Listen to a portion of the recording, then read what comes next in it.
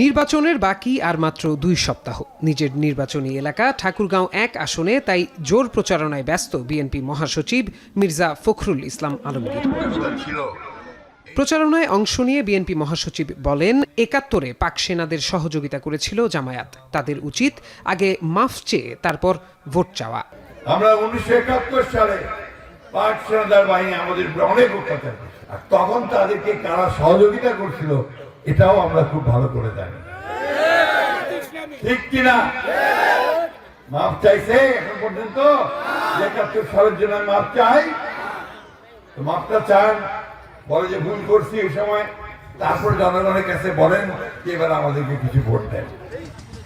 এদিকে সকালে খুলনা ৫ আসনের ডুমুরিয়া বাজারে জনসংযোগ করেন জামায়াতের প্রার্থী মিয়া গোলাম পরওয়ার। এ সময় শেরপুরে জামায়াত নেতা হত্যাকাণ্ডে বিচার বিভাগীয় তদন্ত দাবি করেন তিনি। জনপ্রিয়তায় ঈর্ষান্বিত হয়ে বিএনপি নেতাকর্মীরা হিন্দু ভোটারদের হুমকি ধামকি দিচ্ছে বলেও অভিযোগ করেন তিনি। নির্বাচনী সহিংসতায় এটি প্রথম জামাত ইসলামের একজন নেতা শহীদ হলো।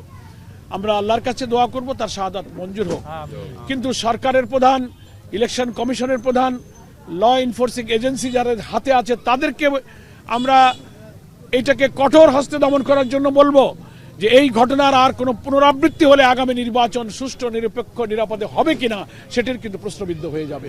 কক্সবাজারে চকরিয়া উপজেলার উত্তর হারবাং বত্তাতলী স্টেশনে ইউনিয়ন বিএনপি আয়োজিত নির্বাচনী পথসভায় অংশ নেন বিএনপির স্থায়ী কমিটির সদস্য সালাহ উদ্দিন আহমদ। অভিযোগ করেন, কিছু বিচ্ছিন্ন ঘটনা ঘটিয়ে জামায়াত নির্বাচনকে প্রশ্নবিদ্ধ করার চেষ্টা করছে। এদিকে দুপুরে মহেশখালীতে নির্বাচনী প্রচারণায় জামায়াতের সহকারী সেক্রেটারি জেনারেল হামিদুর রহমান আজাদ বলেন, যারা ভোটে জিতবে না মনে করছে তারাই এখন সহিংসতার পথ বেছে নিয়েছে। যারা নির্বাচনে জনগণের ভোটে জিতবে না মনে করছে, জনগণের প্রতি আস্থা রাখতে পারছে না, তারা এখন সহিংসতার পথ বেছে নিয়েছে। আমরা লক্ষ্য করেছি যে বিগত কয়েকদিনে কিছু বিচ্ছিন্ন ঘটনা ঘটিয়েছে এই বাংলাদেশ জামাত ইসলামী বিভিন্ন জায়গায় সারা দেশে উত্তেজনা সৃষ্টি করছে, বিভিন্ন জায়গায় মিছিল মিটিং করছে। উদ্দেশ্য হচ্ছে তারা যেন নির্বাচনকে প্রশ্নবিদ্ধ করতে পারে। ফেনীর দাগনভূঞা উপজেলার পূর্ব চন্দ্রপুর ইউনিয়নে নির্বাচনী প্রচারণাকালে একটি দল পরাজয়ের আশঙ্কা দেখে নির্বাচন বানচালের ষড়যন্ত্র শুরু করেছে বলে মন্তব্য করেন ফেনী ৩ আসনে বিএনপি প্রার্থী আব্দুল আউয়াল মিন্টু। বর্তমান এই সংকটময় মুহূর্তে বিএনপি ছাড়া অন্য কোনো বিকল্প শক্তি নাই এই বাংলাদেশকে এই সংকট থেকে উন্নয়নের পথে এগিয়ে নিয়ে। যোগাযোগ ও স্বাস্থ্য ব্যবস্থার দিকে প্রথমেই নজর দেওয়ার প্রতিশ্রুতি দিচ্ছেন দিনাজপুর ৫ আসনের এনসিপি ও বিএনপি প্রার্থীরা।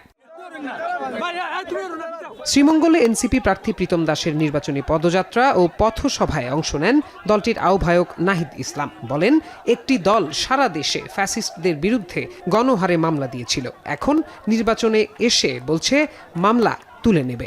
একটি দল তারা নির্বিচারে সারা দেশে মামলা দিয়েছে এবং ফ্যাসিস্টদের নাম করে মামলা দিয়েছে এবং এই মামলা বাণিজ্য করেছে, এবং যখন ভোটের সময় আসছে তখন তারা বলতেছে ভোট দিলে, ধানের শেষে ভোট দিলে মামলা উইথড্র করা হবে।